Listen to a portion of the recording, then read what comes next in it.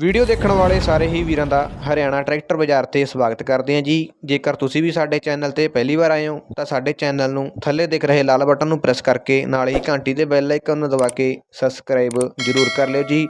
ਆਪਾਂ ਇਸ ਤਰ੍ਹਾਂ ਦੀਆਂ ਵੀਡੀਓ ਚੈਨਲ ਉੱਤੇ ਲੈ ਕੇ ਆਉਂਦੇ ਰਹਿੰਦੇ ਹਾਂ ਜੀ। ਜੇਕਰ ਤੁਹਾਡੇ ਕੋਲ ਕਿਸੇ ਵੀ ਤਰ੍ਹਾਂ ਦਾ ਖੇਤੀਬਾੜੀ ਦਾ ਸੰਦ ਵਿਕਾਊ ਹੈ, ਜਿਵੇਂ ਕਿ ਟਰੈਕਟਰ, ਟਰਾਲੀ, ਹਾਲ, ਤਵੀਆਂ, ਸੁਹਾਗਾ, super seeder, rotavator, happy seeder, ਤੂੜੀ ਰੀਪਰ, ਤਾਂ ਸਾਡੇ ਇਸ ਹੈਲਪਲਾਈਨ ਨੰਬਰ 'ਤੇ ਸਾਧਨ ਦੀਆਂ 4 ਤੋਂ 5 ਫੋਟੋਆਂ ਭੇਜ ਕੇ ਬਾਕੀ ਉਸ ਦੇ ਬਾਰੇ ਸਹੀ ਜਾਣਕਾਰੀ ਦੱਸ ਕੇ ਤੁਸੀਂ ਆਪਣੇ ਇਸ ਚੈਨਲ 'ਤੇ ਫ੍ਰੀ ਦੇ ਵਿੱਚ ਐਡ ਲਗਵਾ ਸਕਦੇ ਹੋ।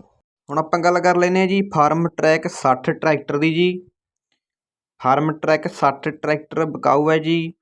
ਮਾਡਲ ਦੀ ਗੱਲ ਕਰ ਲਈਏ 2009 ਮਾਡਲ ਹੈ ਜੀ। 2009 ਦੇ ਵਿੱਚ ਟਰੈਕਟਰ ਆਇਆ ਹੋਇਆ ਜੀ। ਟਾਇਰਾਂ ਦੀ ਗੱਲ ਕਰ ਲਈਏ ਜੇ ਪਰ ਆਪਾਂ ਟਰੈਕਟਰ ਦੇ ਜੋ ਬੈਕ ਟਾਇਰ ਨੇ ਜੀ ਉਹ 80 ਤੋਂ 85 ਪੈਸੇ ਪਏ ਨੇ ਜੀ। ਫਰੰਟ ਟਾਇਰ ਨੇ ਜੋ 50 ਪੈਸੇ ਪਏ ਨੇ ਜੀ। ਵਧੀਆ ਸਾफ़ ਸੁਥਰੀ ਕੰਡੀਸ਼ਨ ਦੇ ਟਾਇਰ ਨੇ ਜੀ। ਕਿਤੋਂ ਵੀ ਕੋਈ ਟਾਇਰਾਂ ਦੇ ਕੱਟ ਵਗੈਰਾ ਨਹੀਂ ਲੱਗਿਆ ਹੋਇਆ ਜੀ। ਕਿਤੋਂ ਵੀ ਕੋਈ ਗਲੇ ਸੜੇ ਨਹੀਂ ਜੀ। ਓਰੀਜਨਲ ਪੱਕੇ ਟਾਇਰ ਨੇ ਜੀ। ਪੰਜਾਬ ਨੰਬਰ ਟਰੈਕਟਰ ਹੈ ਜੀ। ਇੰਜਨ ਗੇਅਰ ਲਿਫਟ ਪੰਪ ਦਾ ਪੂਰਾ ਫੁੱਲ ਓਕੇ ਹੈ ਜੀ। ਕਿਤੋਂ ਵੀ ਕੋਈ ਲੀਕ ਨਹੀਂ, ਕਿਤੋਂ ਵੀ ਕੋਈ ਲੀਕ ਸ਼ੀਕ ਨਹੀਂ ਗਾ। ਵਧੀਆ ਕੰਡੀਸ਼ਨ ਦਾ ਟਰੈਕਟਰ ਹੈ ਜੀ।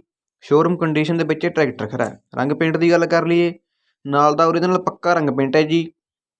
ਕਿਤੋਂ ਵੀ ਕਿਸੇ ਵੀ ਪਾਰਟ ਨੂੰ ਹਜੇ ਤਾਈਂ ਮਾਲਕ ਵੀਰ ਨੇ ਰੰਗ ਪੇਂਟ ਜਿਹੜਾ ਨਹੀਂ ਕਰਵਾਇਆ ਹੋਇਆ ਜੀ। ਮਾਲਕ ਵੀਰ ਦੀ ਡਿਮਾਂਡ ਹੈ ਜੀ 2,60,000 ਦੀ ਜੀ। ਬਾਕੀ ਮੌਕੇ 'ਤੇ ਮਾਣ-ਤਾਣ ਜ਼ਰੂਰ ਕਰ ਦੇਣਗੇ ਜੀ। ਬਾਕੀ ਇੰਜਨ ਗੇਅਰ ਲਿਫਟ ਪੰਪ ਦਾ ਪੂਰਾ ਫੁੱਲ ਓਕੇ ਹੈ ਜੀ। ਬਾਹ ਕੇ ਚਲਾ ਕੇ ਚੈੱਕ ਕਰਕੇ ਮੌਕੇ 'ਤੇ ਕਾਗਜ਼ ਪੱਤਰ ਚੈੱਕ ਕਰਕੇ ਟਰੈਕਟਰ ਨੂੰ ਖਰੀਦ ਸਕਦੇ ਹੋ ਜੀ। Simple steering, centre gear, double clutch ਦੇ ਨਾਲ ਟਰੈਕਟਰ ਹੈ ਜੀ।